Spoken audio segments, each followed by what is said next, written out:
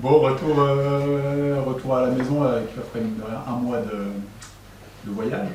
Est-ce que on va quand même bien le finir cette année à la maison, surtout qu'au Parc des Sports, ça se passe plutôt bien cette année, quoi, de retrouver le public, le stade. Bah, on est content de revenir à la maison, c'est sûr. On savait qu'on avait une période avec plusieurs matchs à l'extérieur, avec des beaux challenges, hein.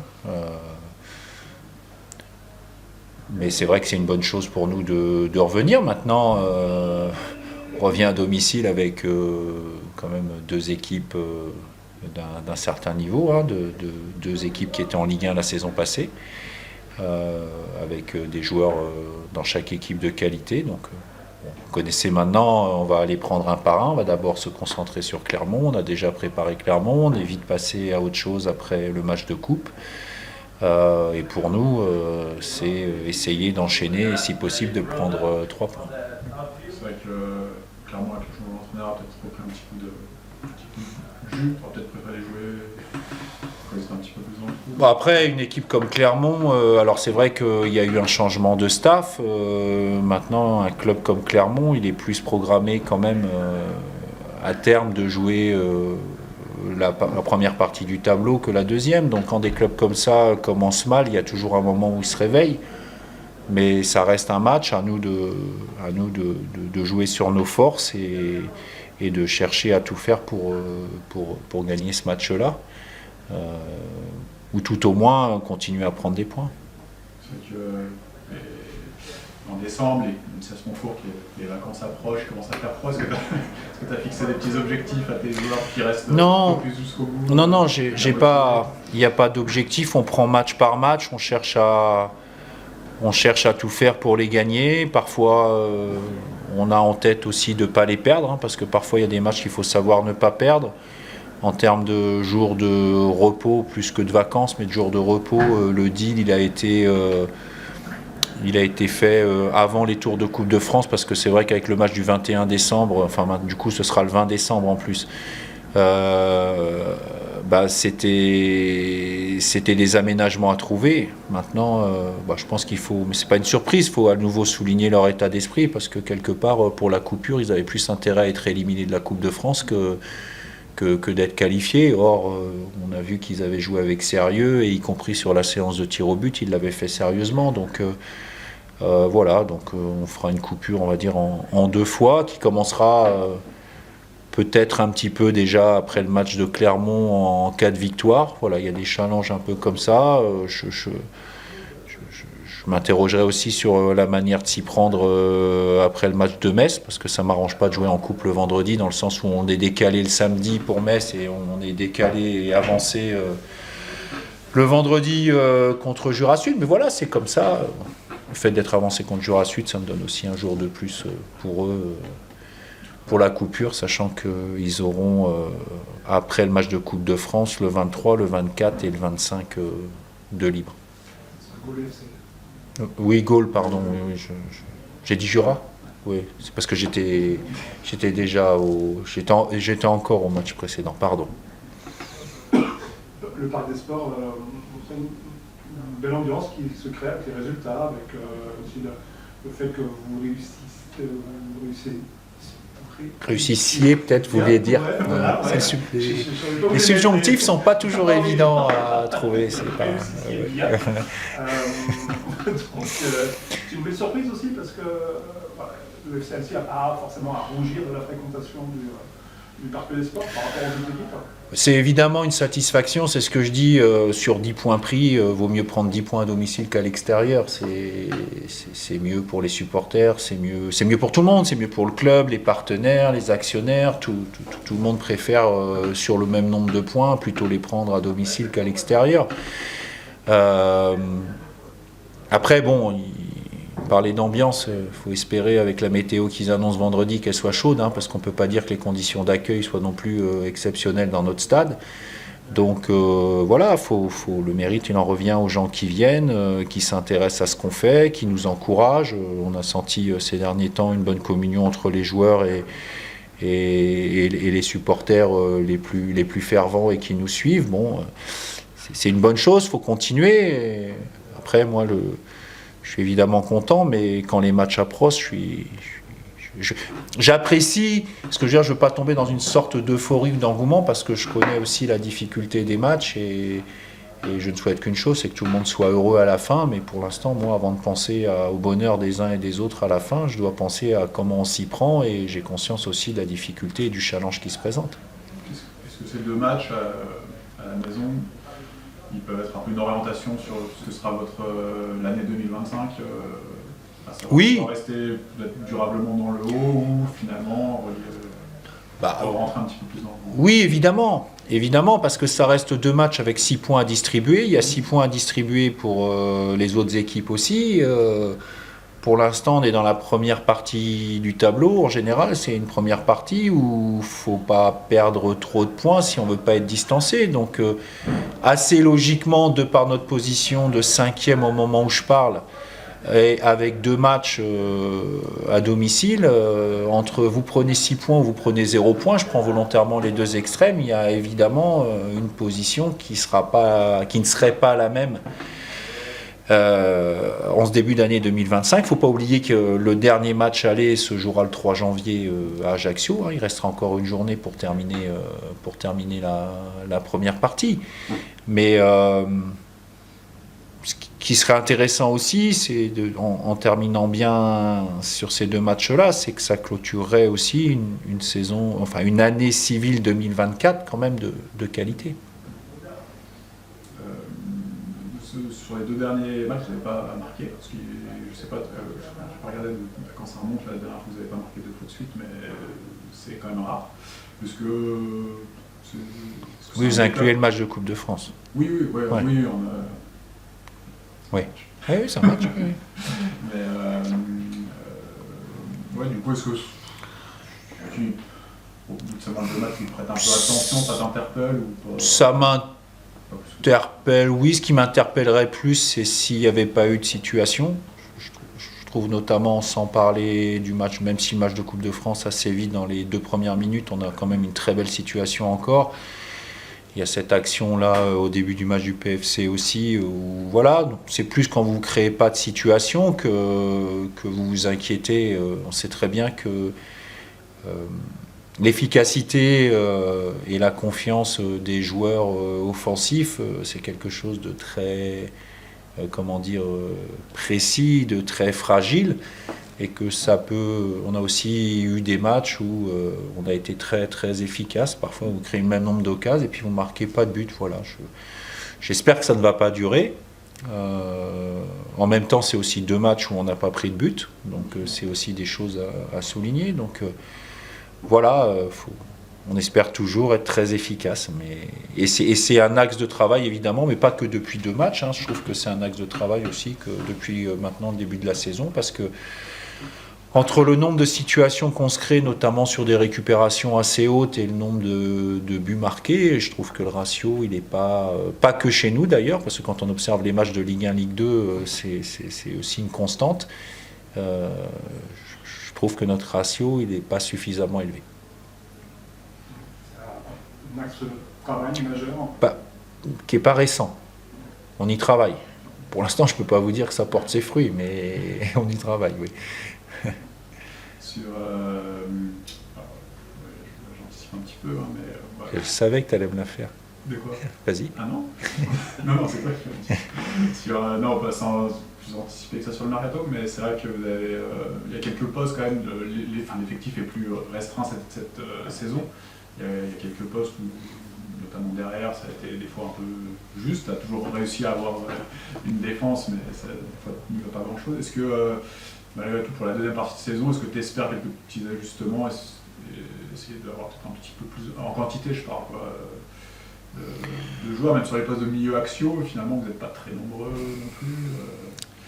On a évidemment une réflexion, mais... Vous savez, je vais prendre l'exemple d'un joueur comme Richie Valmé, je vais le mettre en comparaison avec Hamja Soukouna. Aujourd'hui, Richie, pour des raisons, on va dire, notamment physiques, c'est quelqu'un qu'on a peu vu, mais dont on connaît le potentiel et qui a peu joué à cause de blessures.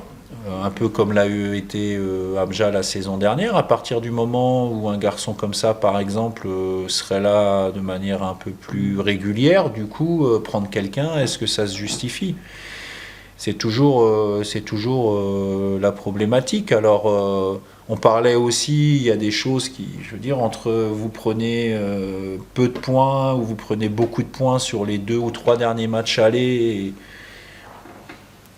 et vous êtes qualifié en coupe ou pas qualifié en coupe, ça peut aussi, à un moment donné, voilà, ça peut aussi se poser des questions par rapport à est-ce que ça justifie de prendre des joueurs supplémentaires ou pas. Ce qui est sûr, c'est que si on prend des joueurs ou si on prenait des joueurs, il faut que ce soit des très jeunes avec un potentiel, mais on sait que c'est pas forcément pour les 6 prochains mois, soit c'est des joueurs qui sont un peu à la Camara, Joko de Moncy comme l'année dernière.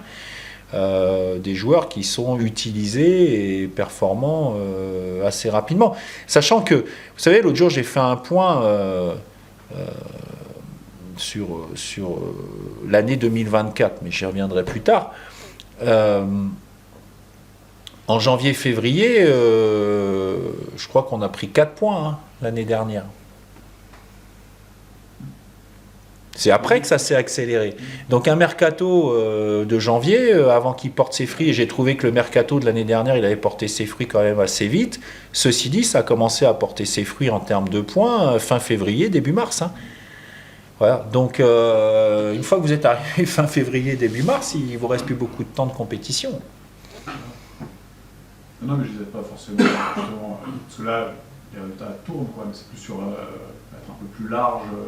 En même temps, des suspensions, des blessés. Ouais, mais en même temps, pratiquement tout le monde a du temps de jeu. Oui. La Coupe de France, en ça, nous a aidés aussi. Parce que c'est vrai que le match contre Jura Sud, là je ne me suis pas trompé, ça permet de faire jouer des joueurs qu'on n'aurait pas forcément fait jouer dans un match officiel. On aurait trouvé un autre match, mais qu'on n'aurait pas forcément fait jouer dans un match officiel, ou qu'on n'aurait pas pu faire jouer dans un match officiel si on avait été éliminé au premier tour à Vesoul. D'avoir un groupe plus restreint, justement, cette année, est-ce que c'est aussi une raison de la... Je ne vais pas dire que c'est la raison, mais c'est aussi une des raisons pour lesquelles l'état d'esprit et l'esprit de compétition à l'intérieur est meilleur, parce que ça se dilue moins avec 2-3 joueurs qui ont compris, à juste titre d'ailleurs, que finalement ils ne vont pas jouer ou peu jouer. Mais ça, c'est encore, on en avait déjà parlé, ça c'est une stat, vous prenez n'importe quel club, on va dire dans les divisions professionnelles de n'importe quel pays, peu importe l'effectif, vous avez 16 à 17 joueurs, en gros, qui se partagent 75% du temps de jeu. Voilà. Le reste, ça reste que des joueurs de complément qui vont se partager 25% du temps de jeu. Ça, c'est comme ça partout. Vous ayez un effectif de 22, 25, 30, 35, 40, c'est toujours comme ça que ça se passe. Ouais. Je reviens sur les 2 dernières rencontres de l'année civile. L'objectif, ça se passe bien. Est-ce que c'est aussi peut-être se dire que si ça se passe bien, c'est 90% du chemin vers le maintien effectué? Si on avait la chance de prendre un maximum de points, je rappelle qu'on joue Clermont et Metz, donc vous voyez quand même un peu le... Mais il faut inclure le match d'Ajaccio aussi, parce que on va dire faut penser à terminer la phase aller. C'est vrai qu'il y a un certain nombre de points, je ne vais pas vous les dire là, mais il y a un certain nombre de points aujourd'hui. De toute manière, à partir du moment où vous vous rapprochez des 30 points, plus vous vous rapprochez des 30 points à la moitié du championnat, plus les chances de maintien deviennent élevées, voire très élevées. Voilà. Donc c'est, moi aujourd'hui, je n'ai pas à cacher que sur ces 3 matchs-là, en les prenant un par un, c'est chaque victoire nous rapproche un peu plus du maintien et donc des chances de se maintenir. Mais ça, je veux dire, c'est mathématique. Et si c'est le cas, les objectifs changeraient? Pour l'instant, j'ai à Clermont. On va voir combien de points on a, parce que ça peut être 0, 1 ou 3. Après, il va y avoir Metz, on fera des calculs, et puis, de toute manière, comme on sera qu'à la moitié, la question, vous me la reposerez à ce moment-là, et je vous répondrai toujours la même chose, que c'est le prochain match. Moi, j'ai un objectif aujourd'hui, clairement affiché, c'est le maintien, et je pense que c'est ce dont on doit parler. Avec le match nul hier d'Ajaccio contre Bastia, la place de barragiste, elle est passée à 15 points. C'est-à-dire que le barragiste a 15 points aujourd'hui. On en a 23. Si je ne me trompe pas, ça fait 8. Bon, ça nous est arrivé d'avoir plus de points d'avance que ça, et on va dire d'avoir des étés compliqués. Et un peu plus tard dans la saison. Donc vous comprendrez qu'aujourd'hui, parler d'autre chose que de maintien, ça me semble être complètement utopique. C'est-à-dire que... Et quoi qu'on en pense... Et vous savez que j'adore laisser les gens penser, surtout quand ça les fait beaucoup parler, parce que moi ça me fait beaucoup rire. À un moment donné, c'est le prochain match qui décide. Mais tous les coachs disent ça. Tous les coachs disent ça. Encore Guardiola l'autre jour, qui n'est pas dans une bonne période aujourd'hui, il dit ça. C'est le prochain match qui compte. Voilà. Une petite question sur Antoine de la Rose, qui est vraiment encore plus titulaire que l'année dernière. Est-ce que avec ton expérience qui te surprend par son profil qui est quand même un peu atypique, notamment pour un joueur de côté, quoi, où tu as l'habitude plutôt de voir les joueurs très rapides, explosifs, il n'est pas dans ce profil-là, mais ça n'empêche pas d'être le plus efficace en termes de but de stats. C'est le meilleur dribbleur de l'équipe aussi. Enfin, il a un profil un peu particulier quand même. Alors, il y a une question à laquelle je ne peux pas répondre, c'est est-ce qu'il est devenu plus titulaire que titulaire? Parce que je ne sais pas ce que c'est. Non, mais pas plus titulaire. Non, il est toujours titulaire. L'année dernière, il allait Antoine, de toute manière, le profil d'Antoine, déjà, prendre un joueur de N2 pour jouer en Ligue 2 qui a déjà 30 ans, c'est déjà à la base, presque par définition, quelque chose d'atypique. Et il l'est. Donc voilà, il a pris davantage de place dans l'équipe, à la fois parce qu'on a pris le temps aussi la saison passée, parce que physiquement il y avait beaucoup de travail, et donc l'utiliser plus à un moment donné, ça aurait été l'exposer à des risques de blessures graves. Donc parfois il faut savoir se passer de certains bons joueurs pour pouvoir les exploiter plus tard, enfin surtout pour qu'ils rapportent des points à l'équipe. Et ça, faut féliciter le travail de tout le monde pour avoir été patient. Faut savoir, je le félicite aussi lui pour la patience dont il a fait preuve et l'état d'esprit dont il a fait preuve, justement pour comprendre ça et pas à un moment donné s'enfermer dans je jouais, je joue plus, parce qu'il a beaucoup joué au départ, un peu moins dans la deuxième partie de la première partie de saison. Il a acquis aussi les principes tactiques, les principes de jeu qu'on a, et tout ça, ça prend du temps. Et puis après, quand même, il a, dans son côté atypique, il a un pied, il a des capacités à éliminer, il a aussi cette capacité à marquer. Donc voilà, oui, c'est un joueur atypique à tout point de vue, de par son parcours, de ses caractéristiques athlétiques. Le tout, c'est de garder cette efficacité et ce rendement. Voilà, mais ça fait du bien aussi de voir ce profil de joueur arriver dans le milieu et de se dire que même à 30 ans, on peut récupérer un niveau intéressant. Ouais. Donc voilà, sachant que pour le match de Metz, on aura aussi Drouin et Dago de suspendus. Josué, c'est réglé. Josué, là, oui, c'est bon, oui, il y avait un protocole, mais le protocole a été respecté, il est de retour. Et Clément, il pourrait revenir avant la... Clément, on va pas faire de prévision. Voilà, je pense, bon là c'est sûr, je pense que Metz ce sera compliqué, donc après, il va plus rester long à faire. Oui, c'est pour ça. Ouais. Il y a peut-être encore une petite chance, son année n'est pas définitivement finie. On va dire non. Ouais. Voilà. Comme ça permet de reposer la question bientôt. Mais non, oui, il y a toujours un espoir. Ça aurait pu être. Je suis pas d'un optimisme. Voilà. Puis c'est toujours pareil, faire revenir un joueur, on va dire juste pour le match du 20 décembre. Sachant qu'il y a quand même une coupure après qui amène jusqu'au 3 janvier, donc ça fait quand même un petit 2 semaines. Est-ce que ça vaut le coup de prendre le risque pour une cheville Voilà. Après, s'il est apte, il est apte. Et puis, il faudra voir à ce moment-là aussi l'état des troupes et les disponibilités. Paco, c'était plus rapide. Paco, ça a été plus rapide, ouais. Alors après, il a cicatrisé vite.